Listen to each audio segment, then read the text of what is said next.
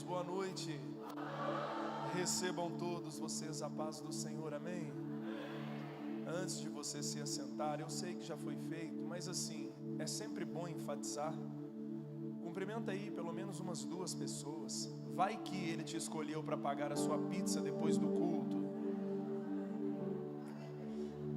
Diga para ele que bom que você veio, né? Glória a Deus. Amém, gente? Você pode se assentar.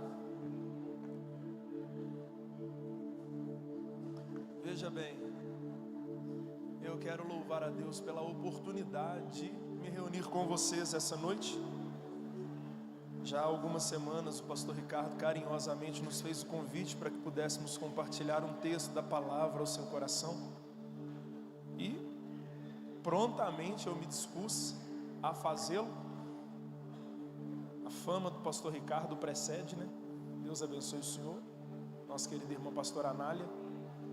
Não esqueço nunca mais o nome da minha sogra. Olha aí para o senhor ver. Deus lhes abençoe poderosamente. Obrigado, viu, pastor? O senhor e toda a equipe de fé, Deus lhes abençoe grandemente. Gente, eu trago para vocês um abraço da mulher mais linda desse planeta chamado Terra, né? Eu defendo a minha, você homem defenda a sua, e todo mundo fica numa boa, né, gente? Nem um amém?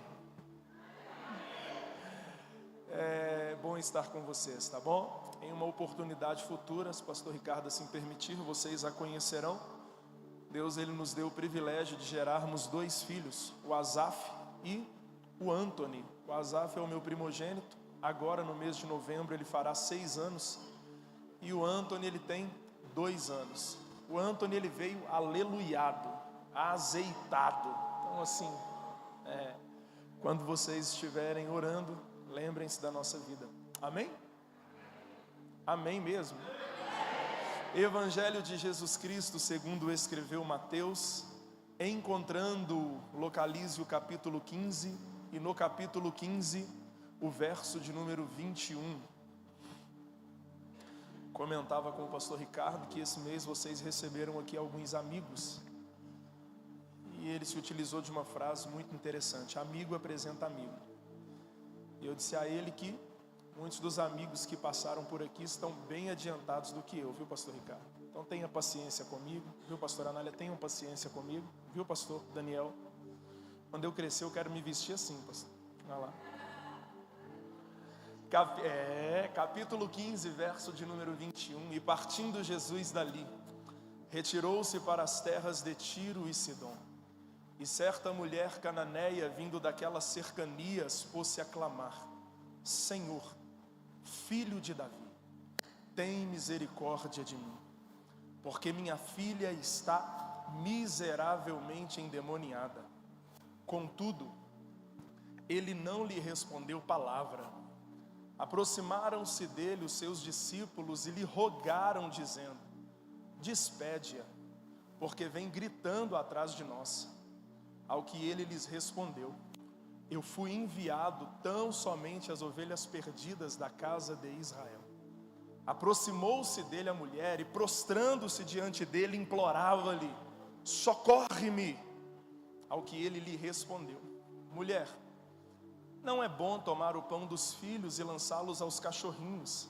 Disse-lhe a mulher: sim, Senhor, mas até os cachorrinhos também comem das migalhas que caem da mesa dos seus senhores.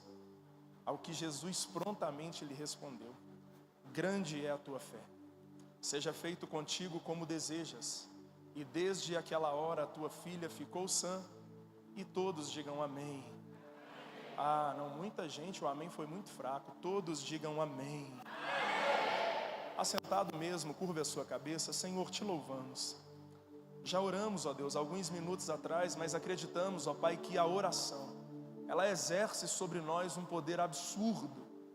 É provável, ó Deus, que tenhamos nesta noite aqui gente, ó Deus, que está lidando com situações que fogem da sua compreensão, para além da sua imaginação. Que bom, ó Pai, que o Senhor os trouxe a este lugar para ouvir a Tua palavra, para celebrar o Teu nome. Pedimos ao Teu Espírito, ó Deus, que neste momento leve agora cada mente em obediência à sala do trono.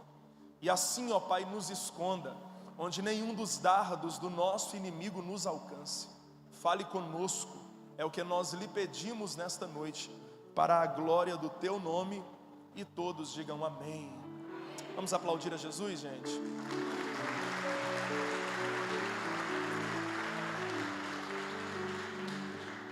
Glória a Deus. Queridos, olha, eu tenho alguns minutos para compartilhar um texto ao seu coração. E sempre que tenho a oportunidade de falar a respeito desta história, eu gosto sempre de começar lembrando aos irmãos que nós estamos nos utilizando de um personagem que não é crente, não é inserido na aliança daqueles para o qual Cristo havia se revelado. Sempre que falo sobre este texto, eu gosto de refletir com a igreja sobre uma informação que para mim é crucial para que nós entendamos o texto, que é o fato de Jesus outorgar, o fato de Jesus direcionar a esta mulher uma palavra que mexe comigo. Jesus confere a ela o título de alguém possuidor de uma grande fé.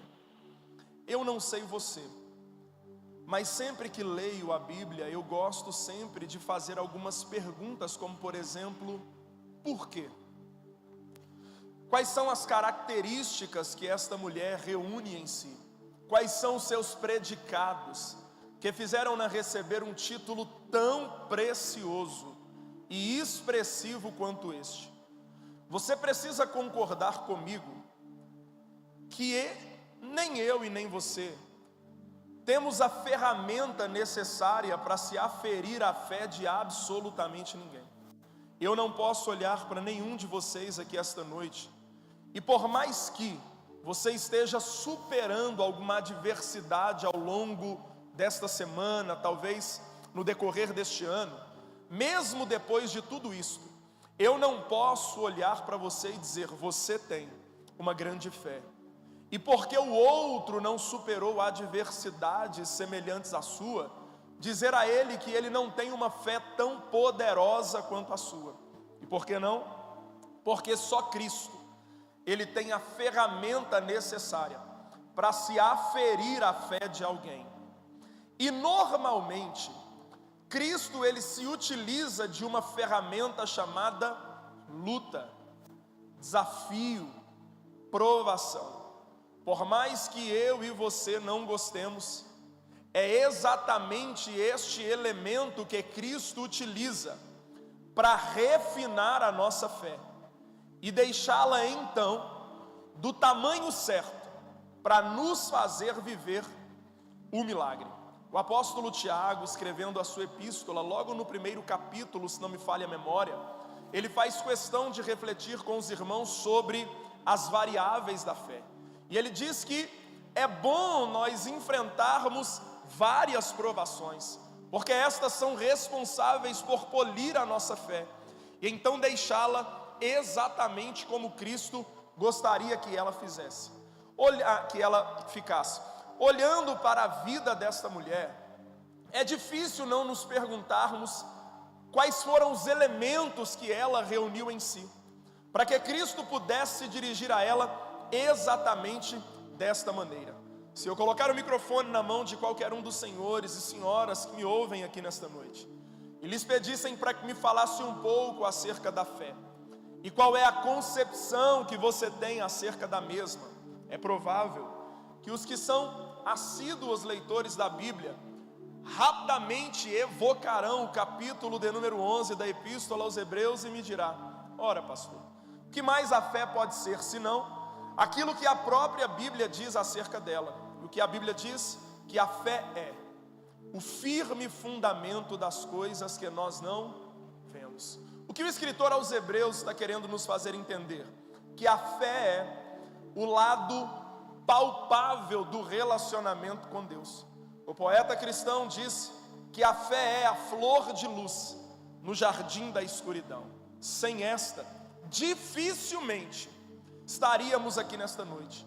Movidos pela fé, viemos a esta reunião. Movidos pela fé, acreditamos que Deus pode fazer algo sobre as nossas vidas nesta noite. Movidos pela fé, esta igreja está iniciando um grande projeto. E movidos pela fé, viveremos coisas sobrenaturais. Agora, como que um tapa de luva em nós, a fim de nos provar que a fé, ela não é monopólio da igreja cristã, Cristo decide utilizar-se desta mulher, que é estranha à aliança, para então nos fazer entender que a fé está para além das nossas paredes, que a fé está para além dos nossos muros.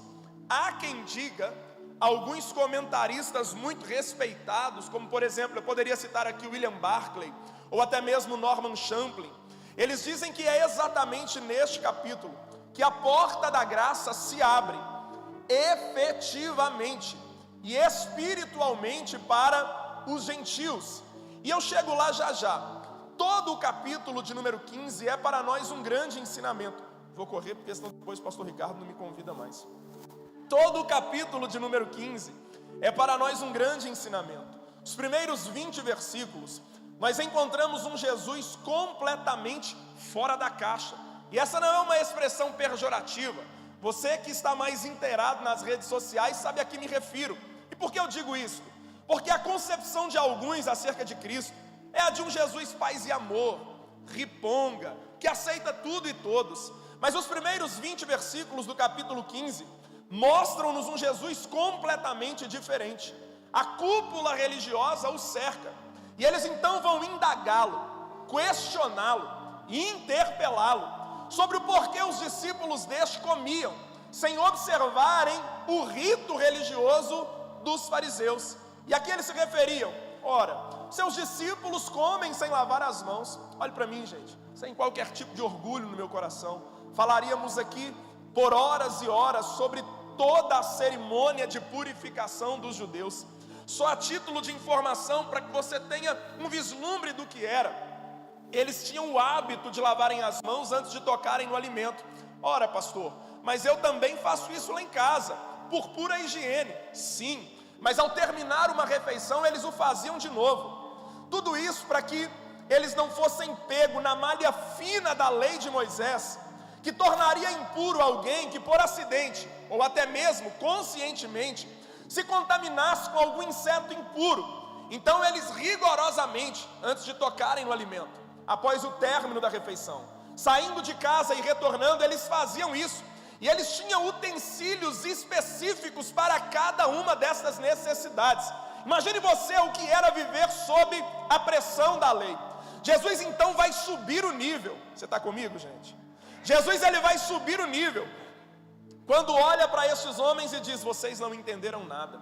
E eu imagino ele se armando e dizendo: como não? Desde a tenra infância aprendemos a observar a lei de Moisés, e em pé de igualdade a esta, a tradição dos anciãos. Jesus então conclui: sim, e mesmo assim não aprenderam nada. Sobre o que o Senhor fala? E eu imagino Jesus com ar de quem sabe o que está falando.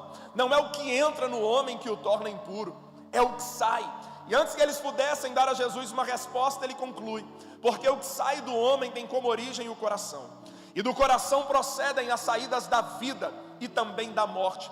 Olhe para mim, a sensação que eu tenho é a de que Jesus está tentando nos fazer entender o poder das palavras que nós liberamos. É como se ele estivesse nos dizendo: vocês não fazem ideia do que as palavras podem fazer. Agora há pouco foi dito aqui, pastor Ricardo foi muito feliz quando ele disse que em um ambiente profético, palavras ganham ares de decreto. E é isso que Jesus estava dizendo. Pastor, onde o Senhor quer chegar? Que se nós compararmos as nossas palavras às sementes, eu posso refletir aqui nesta noite sobre o seguinte: o que eu vivo hoje é o resultado daquilo que plantei ontem. E o que vou viver amanhã? O resultado das palavras plantadas hoje. Por isso, quem sabe o que planta, não tem medo do que vai colher. Eu vou de novo, olhe para mim, olhe para mim, olhe para mim, segura, olhe para mim. Quem sabe o que planta, não tem medo do que vai colher. Eu não preciso ir longe para lhe fazer entender que pelo poder da palavra, céus e terra foram criados. Eu não preciso ir longe para lhe fazer entender que pela palavra, os mundos, aqueles invisíveis e também invisíveis, eles foram criados. Há um texto que eu sou apaixonado por ele. É o que está descrito no livro dos Salmos, no capítulo de número 107. O salmista, ele reflete sobre a passagem dos hebreus no deserto. E ele diz assim: olha, houve um momento em que eles pecaram contra o Senhor, houve um momento em que eles viraram as costas pelo Senhor, e então o Senhor os abandonou à própria sorte, mas estes arrependidos clamaram ao Senhor, e assim escrito está: e Deus então enviou a sua palavra, e pelo poder desta Ele os curou. O Cristo a quem nós servimos está neste exato momento, como descrito pelo escritor aos Hebreus, no capítulo de número 1 e no verso de número 3, sustentando todas as coisas, diz o texto, pelo poder da sua palavra. Olhe para mim, o verbo sustentar no grego, ele transmite a seguinte ideia: de pegar determinada coisa e dar um fim desejado para aquela coisa. É como se Deus estivesse dizendo: não acontece nada sem que antes a minha palavra esteja sendo liberada. É pela palavra que estamos aqui nesta noite, é pela palavra que caminhamos, é pela palavra que celebramos. Eu não sei quem pega, mas eu insisto em dizer: é a palavra sendo liberada sobre nós. Oh, glória! Então olhe para cá. Estes homens, pastor Ricardo, pastor Daniel, ficaram quase que endemoniados e procuraram uma forma de eliminar Jesus. E o texto diz que, forçado pela oposição, forçado pela resistência, Jesus ele vai sair do ambiente geográfico em que costumeiramente exercia o seu ministério, e vai então buscar refúgio em uma terra majoritariamente gentílica. E eu sou apaixonado com as decisões de Jesus, porque elas muito nos ensinam. E nós estamos diante de uma ação que tende a nos motivar. Foi bom o pastor Ricardo ter falado sobre o projeto de vida do ano que vem, porque caiu como uma luva. Olha, qualquer um, diante de uma oposição tão ferrenha como aquela, repensaria a ideia de permanecer no ministério. Qualquer um, diante de uma oposição tão acirrada como aquela, reconsideraria o fato de continuar fazendo o que faz. Por muito menos, alguns ameaçam não mais servir, por muito menos, alguns ameaçam não mais colaborar, mas não Jesus. É como se ele estivesse nos mandando a seguinte mensagem: eu não tenho só Jerusalém.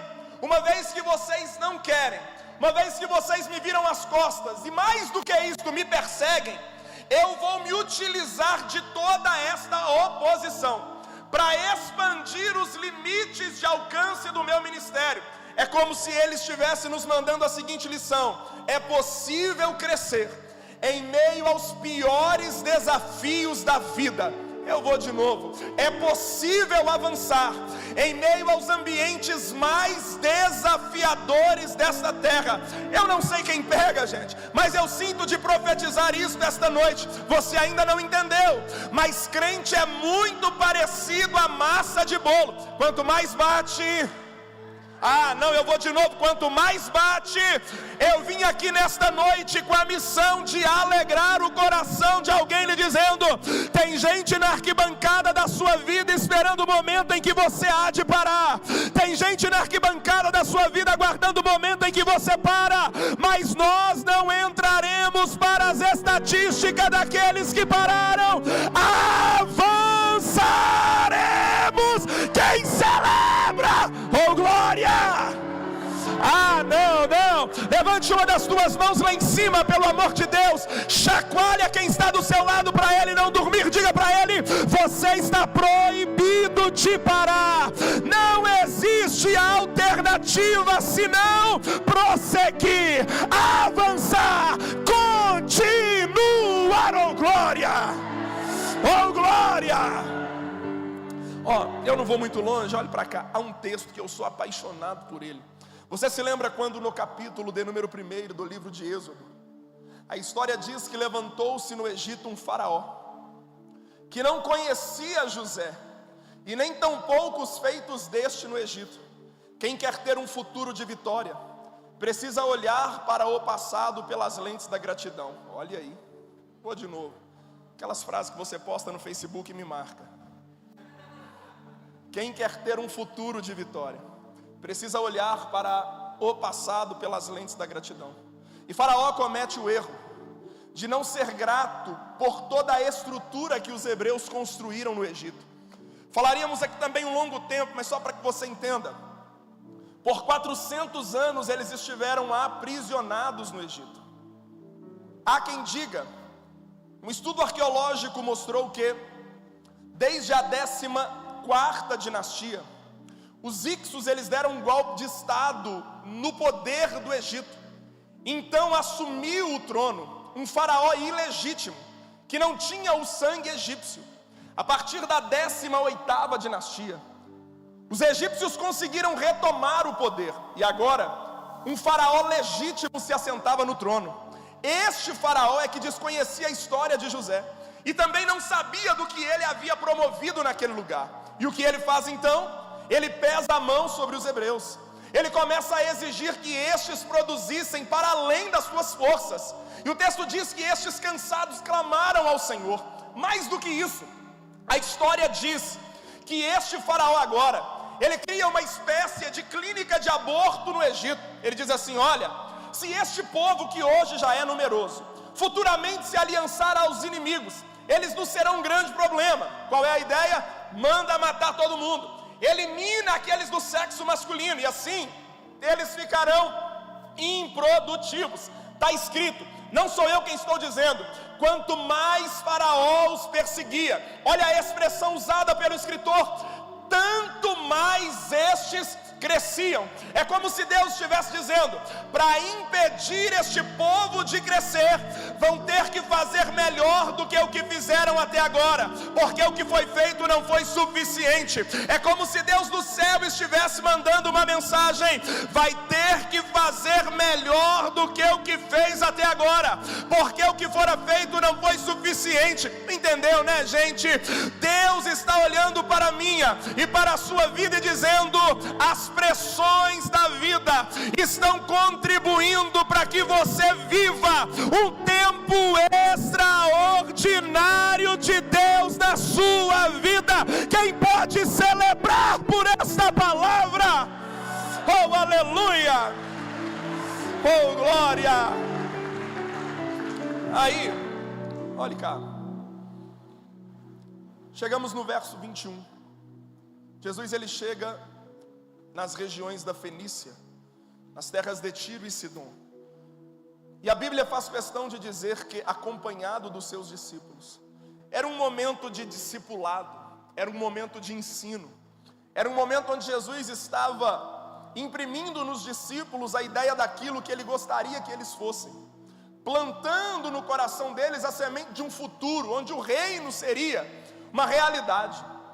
E o texto diz que enquanto isso está acontecendo, uma mulher, ela vai tirar de certa forma o sossego dos discípulos, porque pela maneira como os discípulos a tratam, deixa muito claro que esta chegou desesperada, gritando por Jesus, dizendo: filho de Davi, tem misericórdia de mim, porque eu tenho uma filha que está em um estado de miserabilidade profunda. Ela não tem um demônio, ela tem um ninho de demônios nela, e eu não sei o que fazer.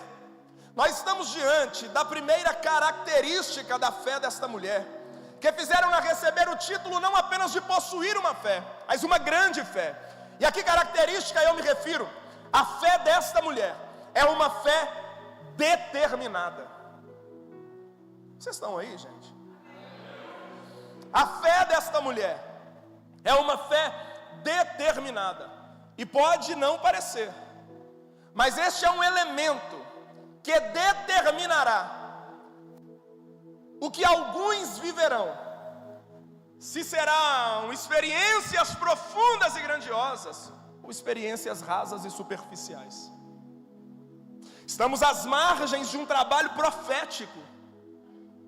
E é triste pensar que alguns talvez faltando este elemento, perderão a oportunidade de terem as suas vidas transformadas. Mas não esta mulher, porque a fé dela é grande. Olhe para mim, porque é uma fé incomodada. E olhando para o capítulo de número 5 do Evangelho escrito por Marcos, eu visualizo um público acomodado. O texto diz assim que Jesus havia acabado de atravessar uma grande tempestade. Olhe para cá. Chegou à outra margem do lago, um ambiente completamente inóspito, um cemitério, gente. Que tipo de ser humano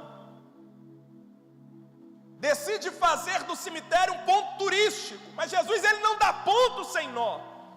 Ele vai com um propósito, com uma missão. E diz o texto que chegando à outra margem, um homem saiu dos sepulcros e foi ao encontro de Jesus. E olha que contraste, olhe para mim para que você não perca o que eu vou dizer. No capítulo 11 do Evangelho escrito por João, o texto diz que em resposta ao pedido de Marta e Maria, Jesus ele retorna a Betânia. E diante do túmulo fechado ele dá duas ordens. A primeira é: tirai a pedra. E a segunda: ó Lázaro, venha para fora. Evangelho de Marcos, capítulo de número 5, Jesus chega, não diz nada e o homem sai do cemitério. Evangelho de João, capítulo de número 11, Jesus diz alguma coisa e o homem sai da sepultura. Só pelo aleluia aí eu vou de novo, tá, gente? O Cristo que nós servimos nessa noite, pela sua palavra, tem o poder de arrancar alguém da sepultura. Mas não para por aí. Pela sua presença, ele também tem. Eu vou de novo. A palavra de Jesus tem o poder de levantar o caído, e a tua presença também tem. A palavra de Jesus tem o poder de transformar uma relação, e a tua presença também tem. A palavra de Jesus tem o poder de abrir uma porta, e a tua presença, ela também tem. A palavra de Jesus tem o poder de avivar uma reunião, e a tua presença também tem. E sabe o que é mais interessante? É que nesta noite temos tanto presença quanto palavra quanto mas alguém acredita nisso, gente? Aleluia, aleluia. O texto diz que Jesus chega. O homem é para aquela comunidade um incômodo. E Marcos, ele diz o seguinte: palavras dos moradores de Gadara, os gadarenos: tentamos. De que maneira? Algema nas mãos e grilhões nos pés. Mas ele é tão forte que ele arrebenta as algemas, despedaça os grilhões. E tentamos isso algumas vezes sem qualquer tipo de efeito. O resultado esperado não veio. E eles então se acomodaram com o homem. Estamos diante de uma das capacidades mais absurdas do ser humano, que é a sua capacidade de se adaptar às variáveis da vida. Aí Jesus chega, e o simples fato de Jesus chegar transmite a eles a seguinte mensagem: eu faço, pela minha presença, o que vocês não podem com todo o esforço. Uma outra mensagem nos é transmitida. E que mensagem é esta? Olhe para cá. Não se vence batalhas espirituais utilizando-se ferramentas naturais. Vou para esse lado de cá que vocês estão mais animados. Não se vence batalhas espirituais utilizando-se ferramentas naturais. Se Cristo dispôs, vou melhorar isso, deixou disponível para a igreja armas para que ela possa guerrear neste mundo, não caia no engano de achar que ferramentas terrenas surtirão mais efeito do que as armas disponibilizadas para a igreja. Vou falar, pastor Ricardo, pode? Olha lá, hein? Olha para cá. Em alguns momentos, ô pai, você vai precisar ser mais sacerdote do lar do que pai. Vou melhorar isso. Em alguns momentos, ô mãe, você vai precisar ser mais mulher de oração do que mãe. Por que eu digo isso? Porque eu sou pai de 2, como eu lhe disse. E o Asaf está entrando naquela fase, né? É do jeito que eu quero, e eu digo, aqui não. Não aqui. E eu percebo que algumas coisas carecem mais da minha oração do que do meu tapa. Pastor, não entendi. Algumas guerras você vai vencer orando e não falando. Ah, não. Algumas guerras você vai vencer orando e não estapeando. Não levante uma das tuas mãos. Deixa-me falar algo aqui nesta noite, em tom profético, guarde o que eu vou lhe dizer. Eu percebo no meu espírito que Deus está dando estratégia para a gente aqui nesta noite. Pastor, isso aí é muito clichê, não. Eu vou além. Estratégia para lidar com a rebeldia do seu adolescente. Estratégia para lidar com as crises do seu marido, da sua esposa. Não se assuste quando no meio da discussão o Espírito lhe tomar e então promover uma reviravolta na sua vida. É Deus lhe dando uma estratégia. Vocês estão aí, gente? Oh, glória! Caminhando para os finalmente.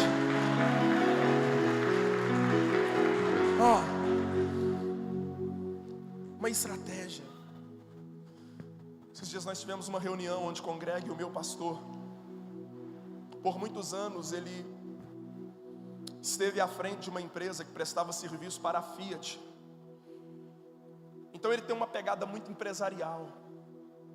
E ele disse, pastor Ricardo, Deus ainda neste tempo, pode parecer que não, mas Deus ainda dá ideias para homens e mulheres. Porque a fé dessa mulher é grande, não obstante ao fato de ser inconformada, aqui ó, para parecer que está acabando, ó. Não obstante ao fato de ser inconformada, esta é uma fé intercessória. Por quê? Diz o texto, que ela só está onde está e faz o que faz porque a sua filha não pode fazer. É como se ela estivesse dizendo, a razão pela qual eu venho é porque quem eu gostaria que estivesse aqui não pôde estar. Vocês estão aí, gente? E o que é a intercessão? É a capacidade dada por Deus de se colocar diante dele em prol de outro alguém. Olha, ficou bonito, hein? Mas a intercessão é uma ferramenta poderosa.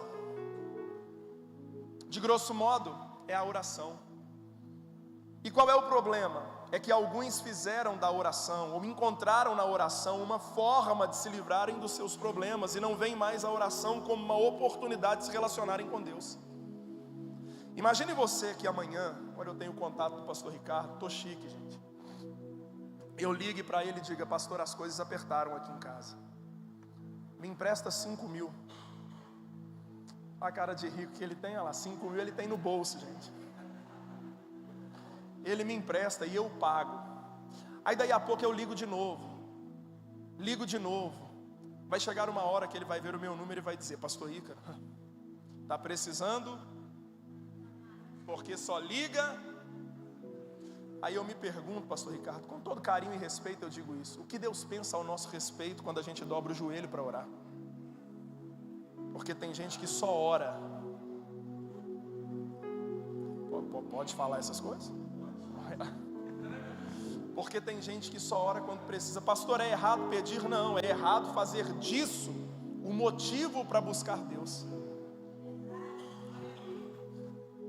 Ele disse aqui nesta noite, pastor, utilizando talvez o salmo mais conhecido da Bíblia, tem em fronha, tem em flanela, tem em roupa de botijão de gás, o Senhor é o meu pastor. Isso aqui é uma experiência que Davi está nos fornecendo. Olha, eu não posso responder por todos, eu posso falar da minha experiência a partir do meu relacionamento com Ele. Ele é o meu pastor, e como eu sei disso? Porque nada. Não, você não pegou isso não. Nada! Está entendendo? Isso aqui não é uma reunião de gente interessada, isso aqui é uma reunião de filho. E filho não precisa pedir, porque a sua intimidade fala diante dele com o Pai. Não! Porque a fé desta mulher é grande, porque esta é uma fé intercessória. Eu me lembro, te devolvo agora, pastor Ricardo. Eu me lembro Comentei com o pastor Ricardo, pastora, que eu tenho uma dívida de gratidão com a igreja do Evangelho Quadrangular. Eu me converti em uma, batizei nos 50 mil almas para Jesus. Eu tinha 16 anos de idade. E tudo que eu tinha naquela época era uma palavra no coração. Eu queria ter os recursos que eu tenho hoje naquele tempo. Quando eu olho para a minha biblioteca, eu digo, meu Deus, como eu gostaria de ter tido isso no passado. Talvez eu estaria muito mais longe do que hoje. Mas eu atravessava o Vista Alegre, passava o Madre Gertrudes, ia até o Cabana. Todas as sextas-feiras, às 23h30, a igreja Deus é Amor promovia uma vigília ali naquele lugar. Toda sexta-feira, pastor Ricardo. E eu me lembro que às 23h30, pontual, eles começavam a orar. Meia-noite eles orando, 1h eles orando. E eu dobrava os meus joelhos do lado de umas mocinhas que talvez os mais jovens hoje não se lembrem delas, mas naquele tempo, há 20 anos atrás, a gente chamava elas de as irmãs do... A Deus é Amor disponibilizava um avental. Algumas tinham na cor rosa, outros na cor azul, e as mais antigas ainda tinham na cor branca. Do lado dessas mulheres eu dobrava os meus joelhos. Depois de 30 minutos de oração, eu me levantava me sentindo ungidão. E elas orando, porque era 3h que o fuá começava. Parece que Deus virava a chave. 1h elas orando, e eu entrava em parafuso. Eu dizia, meu Deus, como pode? Essas mulheres não têm a força que eu tenho, elas não têm o vigor que eu tenho, não conhecem as palavras que eu conheço. E em uma destas madrugadas, Deus, Ele me visitou pelo teu Espírito e me disse, você tem razão, elas não têm as palavras que você tem. Muitas delas nem estudaram, elas não têm a força que você tem, porque algumas já passaram pelos áureos anos da jovialidade, mas elas têm algo que te falta. Eu disse, como é sim, elas têm algo que você ainda vai descobrir. E eu digo o que é: paixão pelo céu. Por isso elas oram tanto. Eu não sei você, gente, mas a escola na qual eu fui criado me ensinou que a oração é a chave que abre a porta do invisível e do sobrenatural. Por isso nós oramos, porque acreditamos que a oração ainda levanta o cansado, que a oração ainda cura o enfermo, que a oração ainda abre porta. Oh meu Deus, qual é o motivo, o propósito da oração? Não é conseguir que a vontade do homem seja feita no céu, mas conseguir que a vontade do céu, ela seja feita na terra.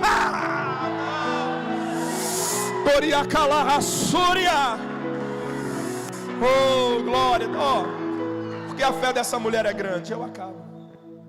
Porque a fé desta mulher, pastor Ricardo, no tempo certo, ela suporta o que faz com que alguns crentes entrem em parafuso: o silêncio de Jesus. O texto diz que, e Jesus não lhe respondeu.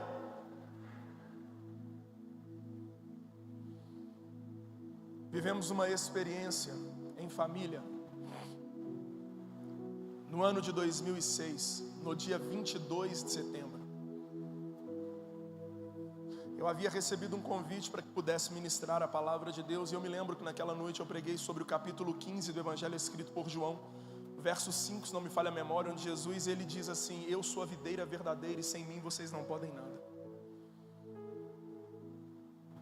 Naquela noite a minha avó, olhe para cá, ela estava indo para uma reunião de oração em uma igreja do Evangelho Quadrangular, na Praça Cardeal do Arco Verde. Ela era líder do relógio de oração. Enquanto ela se deslocava para o círculo de oração, houve uma troca de tiros onde ela passava, e uma das balas acertou a nuca dela. Isso foi uma quinta-feira, eu me lembro disso como se fosse hoje. Eu cheguei em casa naquela noite, sem que eu soubesse ainda de todas as informações, e a minha mãe veio aqui no meu ombro e disse: você é um pregador, pergunte a Deus por quê. E eu fui perguntar. Foram meses orando, e a sensação que eu tinha, talvez você já tenha ouvido esta expressão, era que a terra estava de prata e o céu de bronze. Um silêncio ensurdecedor do céu.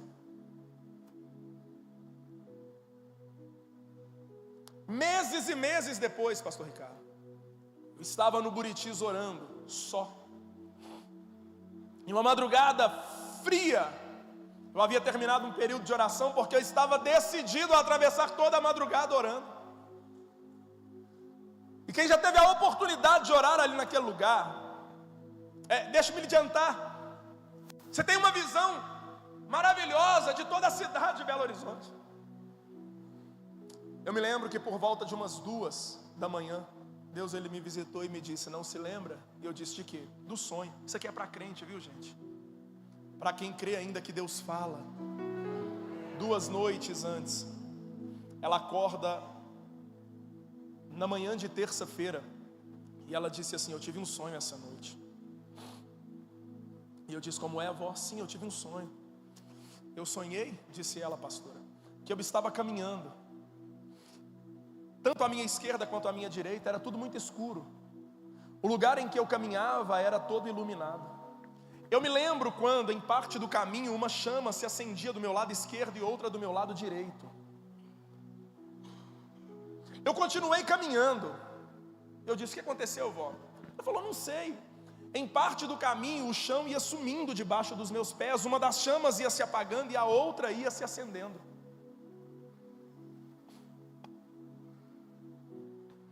Quando Deus me trouxe o sonho à memória, Ele me disse assim: está vendo? Sem que eu pudesse falar qualquer coisa, Ele me lembrou das inúmeras vezes em que eu acordei, sabe-se lá Deus, sob o efeito de quê? Com a minha avó estendendo as mãos para mim e dizendo: Deus, faz do meu neto um pregador, faz do meu neto um pastor, faz do meu neto um profeta. Não deu tempo dela ver, mas quando eu chegar no céu, depois de dar um cheiro no Cristo, eu vou abraçar ela e dizer: ô vó, você não faz ideia, mas as sementes de fé que a senhora plantou floresceram. Floresceram. Eu tenho uma notícia, levante uma das tuas mãos para o céu. As sementes de fé que você está plantando vão florescer em tempo oportuno. Avance, oh meu Deus. Vamos de pé, gente, para orar. Oh glória, oh glória, oh glória. Feche os teus olhos por um minuto. Por um minuto, feche os teus olhos. Eu estive me perguntando o que levou essa mulher a orar com tanto fervor, a buscar com tanta intensidade. E cheguei a uma conclusão. Que conclusão é? Jesus não falou nada, mas ela tem convicção de que Ele ouviu tudo. Ele não falou nada, mas ouviu tudo. Eu tenho uma notícia para dar à igreja do Evangelho Quadrangular Querubins. Ele ouviu tudo.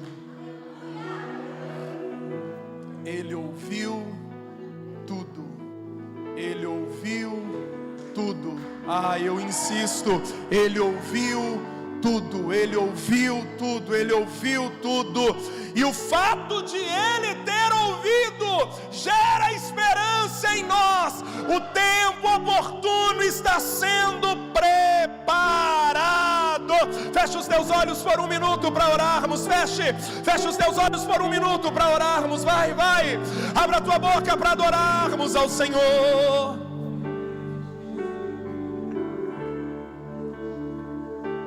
Por um minuto, ore. Enche-me, Deus, enche-me, Deus, enche-me, Deus, enche-me.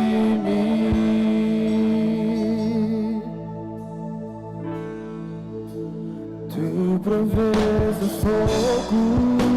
Aonde está a igreja de oração? Feche os teus olhos agora. Neste culto, Jesus pode mudar a tua sorte. Neste culto, Jesus pode dar uma reviravolta no teu relacionamento, no teu casamento, na tua vida familiar. Oh glória! Diga isso!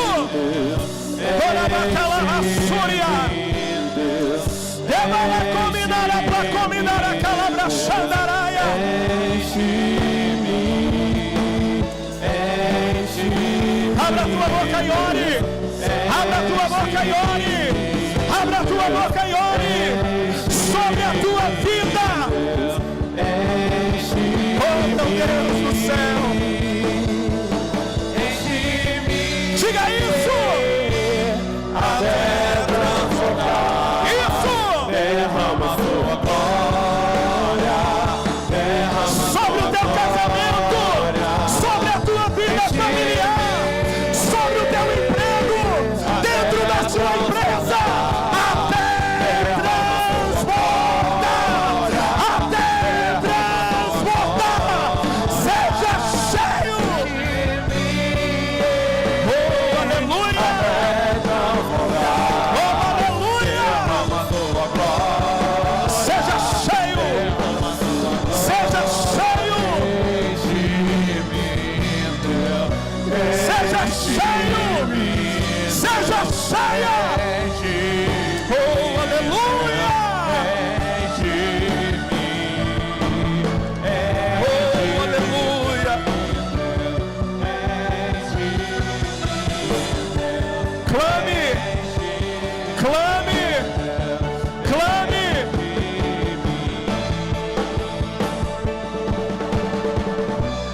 Meu Deus, nós oramos nesta noite, Pai, por famílias, ó Deus, que viverão o transbordar do Senhor, ó Pai. A tua palavra, Deus, ela declara exatamente isto, Pai, que o Senhor veio para nos dar vida, e não qualquer tipo de vida, uma vida abundante.